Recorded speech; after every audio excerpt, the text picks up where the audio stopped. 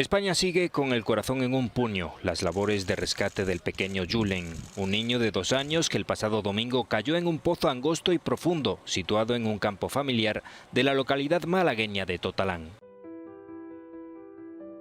A veces las historias que más nos marcan no son las que acaban bien, sino aquellas que nos dejan sin palabras, con un nudo en la garganta y el corazón encogido. Esta es una de ellas. El 13 de enero de 2019, Julen Rosselló, un niño de tan solo 2 años, desapareció en un segundo mientras jugaba en el campo junto a sus padres. Nadie imaginaba entonces que había caído a un pozo estrecho, profundo y completamente descubierto. Durante 13 días, toda España y buena parte del mundo se mantuvo en vilo aferrándose a la esperanza, mientras cientos de personas trabajaban contrarreloj en uno de los rescates más difíciles jamás realizados en nuestro país. Este es el relato de una tragedia que conmovió a millones, una historia de dolor, esfuerzo y lucha, que aún hoy seguimos recordando. El 13 de enero de 2019 era un domingo aparentemente tranquilo. La familia Rosselló había decidido pasar el día en el campo, en una finca familiar situada en el municipio de Totalán, en Málaga. Julen, de apenas 2 años y medio, jugaba cerca de sus padres mientras su padre preparaba una paella. Eran aproximadamente las 2 de la tarde cuando ocurrió lo impensable. En un momento de descuido, Julen se alejó apenas unos metros. Solo un instante bastó para que su vida quedara en peligro. El pequeño cayó por un agujero excavado en el suelo, un pozo de apenas 25 centímetros de diámetro y más de 100 metros de profundidad. El pozo no tenía ningún tipo de protección, no estaba tapado ni señalizado. Había sido perforado días antes por encargo de un familiar para buscar agua, pero carecía de cualquier medida de seguridad. El padre de Julen corrió al lugar desesperado, aseguró haber escuchado el llanto del niño desde el interior del pozo. Inmediatamente llamó a emergencias. Fue el inicio de una operación contrarreloj que movilizaría a todo un país. En cuestión de minutos, los primeros equipos de rescate llegaron al lugar, pero lo que parecía una intervención sencilla se convertiría en uno de los rescates más complejos y mediáticos de la historia reciente en España. Nada más recibir la alerta, los equipos de emergencia se desplazaron al lugar. Lo que en principio parecía una intervención convencional, pronto reveló su complejidad. El pozo en el que había caído Julen no era apto para rescates. Su diámetro era de apenas 25 centímetros y su profundidad estimada superaba los 100 metros. No había planos, no había protección, solo un agujero vertical en mitad del campo. Los primeros 3 días se centraron en intentar acceder al niño por el propio pozo. Se introdujeron cámaras tipo borescopio y sondas térmicas, pero no se podía avanzar más allá de los 71 metros, donde se había producido un tapón de tierra, piedras y material arrastrado durante la caída. Se usaron tubos de aspiración para intentar retirar esta obstrucción, pero fracasaron. La tierra estaba demasiado compacta. Además, cualquier vibración ponía en riesgo un nuevo derrumbe dentro del pozo. Los equipos bajaron incluso una bolsa con agua y comida atada a un cable, por si Julen seguía con vida. También se inyectó oxígeno al interior del pozo, pero nada de esto funcionaba. Las cámaras no detectaban movimiento, el tiempo corría en contra. El 16 de enero, tras múltiples intentos fallidos y con la presión mediática en aumento, se tomó la decisión de construir una alternativa, un túnel vertical paralelo al pozo original.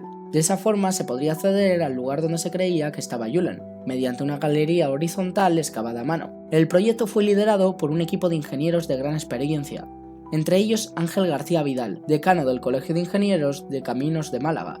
Gracias. Esta es la menos 71, ¿vale? Entonces la galería horizontal se va a hacer a la menos 72. Esto es otro metro y este metro de abajo será accesible a las personas que se meterán por aquí y podrán acceder. La planificación fue contrarreloj. En menos de 12 horas ya estaban diseñando el plan de excavación.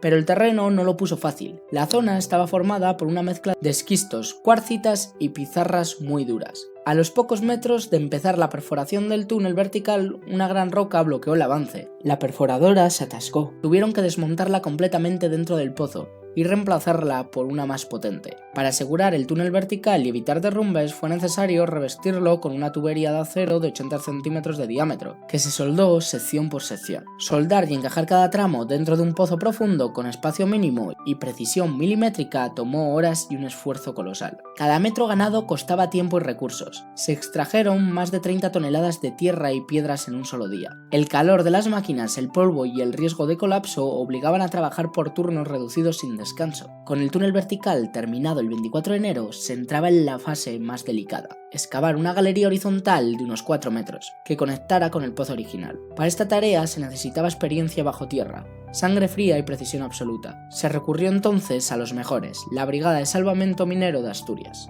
Este grupo de élite, creado en 1912 y con base en el Pozo Fondón de Langreo, ha participado en cientos de rescates en minas de toda España, pero nunca en una operación así. Bajaron desde Asturias en helicóptero, sin dudarlo. Eran 8 hombres, acostumbrados a moverse entre la oscuridad, el polvo y el silencio de la roca. La cápsula que los bajaba por el túnel tenía apenas 60 centímetros de ancho. Solo cabía una persona de pie. Descendían uno por uno en turnos de 40 minutos. En el fondo, con espacio muy reducido, trabajaban encogidos, usando martillos neumáticos, picos y herramientas manuales. Para avanzar entre las rocas se utilizó una técnica extrema: microvoladuras controladas. Cada explosión se preparaba durante horas y tenía que ser tan precisa que no afectara al pozo original. Se usaban cantidades mínimas de explosivos, milimétricamente colocadas para fracturar la piedra y permitir excavar unos pocos centímetros. Tras cada microvoladura se evacuaban los gases, se revisaba la estructura y se retiraban los escombros, y se volvía a evaluar el terreno. Tardaron más de 30 horas en excavar apenas 3,8 metros. Desde el primer día, los medios de comunicación llegaron al lugar. Lo que comenzó como una noticia local, en pocas horas se convirtió en un fenómeno nacional. Todas las cadenas de televisión desplazaron equipos completos hasta la finca de Totalán. Casi no había rincón del país donde no se siguiera el rescate de Julen. Las retransmisiones eran ininterrumpidas. Programas matinales, telediarios y especiales de prime time convirtieron el rescate en una cobertura constante. Cientos de periodistas, cámaras y técnicos acampaban en la zona, informando minuto a minuto de cada movimiento, cada avance, cada esperanza. Cada tarde las autoridades ofrecían ruedas de prensa con la última hora. Ingenieros, técnicos y portavoces explicaban los avances con un lenguaje cada vez más técnico, pero millones de personas escuchaban con atención. La terminología minera, los tubos de encaminado, las microvoladuras se convirtieron en parte del día a día de millones de hogares. La cobertura era total. En las calles, los bares, los taxis, las oficinas, en todas partes se hablaba de Julen. La gente se organizaba en grupos de apoyo, encendía velas en plazas, colgaba pancartas con mensajes de esperanza. Hasta los colegios enviaban cartas de ánimo para la familia. En las redes sociales, hashtags como Todos con Julen o Fuerza Julen fueron tendencia durante días. Artistas, deportistas, políticos y ciudadanos anónimos mostraban su apoyo y su angustia. El caso había trascendido lo técnico. Era una causa emocional colectiva. Un país entero pendiente de una colina, una galería y un niño de 2 años. Las imágenes del operativo trabajando día y noche, bajo focos gigantes rodeados de barro, excavadoras y silencio, se volvieron icónicas. No era solo una operación de rescate, era un símbolo y millones de personas, sin importar ideologías, clases o edades, esperaban el mismo desenlace: ver a Julen salir con vida. La madrugada del 26 de enero de 2019, después de 13 días de operaciones ininterrumpidas, la Brigada de Salvamento Minero alcanzó por fin el final del túnel excavado bajo tierra. Habían trabajado en turnos agotadores, descendido por un tubo estrecho, realizado microvoladuras milimétricas y extraído toneladas de roca a mano, con las herramientas más básicas. Y por fin, a la 1:25 de la madrugada, el minero que encabezaba el último turno rompió el último muro de tierra y dio con lo que todo el país temía: el cuerpo sin vida del pequeño Julen. Había caído hasta la profundidad de 71 metros, donde un gran tapón de tierra y piedras le había sepultado. El informe forense posterior confirmaría que Julen falleció en el mismo momento de la caída, por un traumatismo cráneoencefálico severo. Pero eso aún no lo sabía nadie. En superficie solo había silencio, no hubo aplausos, no hubo gritos, solo el silencio frío y pesado de quienes entienden que, por mucho que se luche, la tragedia a veces no tiene marcha atrás. La noticia corrió por las radios internas del operativo. Los rostros de los técnicos, los bomberos, los sanitarios y los voluntarios se volvieron de piedra. Muchos llevaban allí más de una semana sin apenas dormir, comiendo bocadillos fríos y resistiendo el frío del monte. Cada uno de ellos había trabajado con una motivación en mente: sacarlo con vida. Y ahora la realidad era otra. Julen no estaba con ellos. Los padres, José y Victoria, recibieron la noticia en privado. Se les había mantenido alejados de las cámaras y las zonas de riesgo durante todo el proceso. Aquella noche no gritaron, no hubo declaraciones, solo llanto y silencio. La familia se retiró escoltada por psicólogos y miembros de la Guardia Civil. Nunca volvieron a hablar públicamente con los medios. Apenas una hora después del hallazgo, la noticia ya estaba en las portadas digitales de todos los medios del país. A las 3 de la madrugada, informativos especiales interrumpían la programación nocturna. A las 6, todos los telediarios abrían con el mismo titular: hallado el cuerpo sin vida de Julen. España despertó con el corazón roto. Se decretaron 3 días de luto oficial en Málaga y varios municipios del país realizaron homenajes espontáneos. La plaza del Ayuntamiento de Málaga se llenó de velas. En Totalán, vecinos, desconocidos, voluntarios y periodistas colocaban peluches, dibujos y mensajes de despedida en una valla improvisada junto al camino que subía a la finca. Algunos de los mensajes reales de apoyos fueron: "Descansa, pequeño guerrero, no te olvidaremos. Julen, tu sonrisa nunca estuvo aquí, pero todos la imaginamos. Gracias a quienes lucharon por él como si fuera su hijo". El rey Felipe VI envió un mensaje directo a la familia.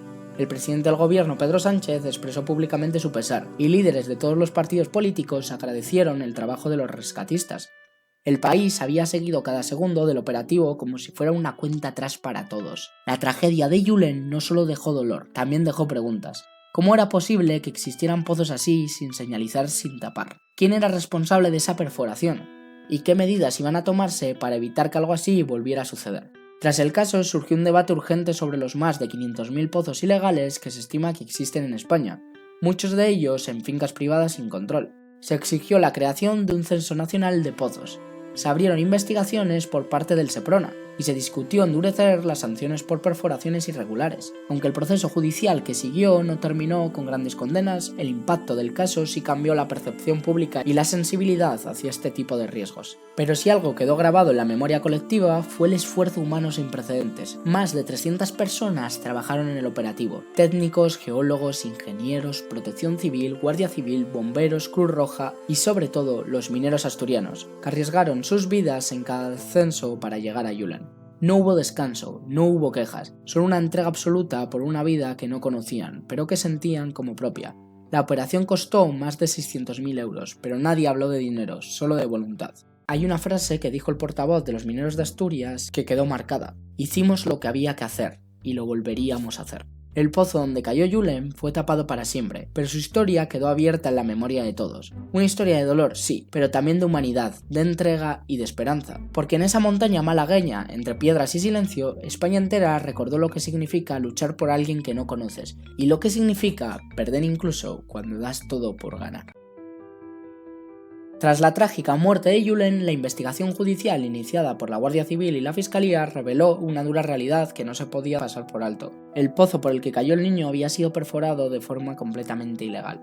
El pozo, situado en una finca rural en Totalán, Málaga, tenía más de 100 metros de profundidad y apenas 25 centímetros de diámetro, una estructura extremadamente peligrosa, sobre todo si no está señalizado ni cubierta. La perforación había sido realizada en diciembre de 2018, solo un mes antes del accidente, por encargo del dueño de la finca, David Serrano, quien pretendía encontrar agua para uso agrícola. No existía licencia de obra, ni permisos ambientales, ni notificación a la Confederación Hidrográfica del Sur, el organismo competente en la zona. Pero aún más grave, el pozo se dejó al descubierto y sin señalizar, lo que contraviene lo establecido en la Ley de Aguas y la normativa sobre perforaciones en terrenos rústicos, que se hizo en enero del 2000. Durante el juicio que tuvo lugar en 2020 se estableció que Serrano actuó con negligencia grave. Había sido advertido por el propio pocero, Antonio Sánchez, contratado por él, de que debía cerrar el agujero tras finalizar la perforación, pero no lo hizo. Además, permitió que familiares y niños accedieran a la finca para una comida campestre sin tomar ninguna medida de seguridad. El tribunal consideró que existía una relación directa entre la omisión del deber de precaución y la muerte del menor.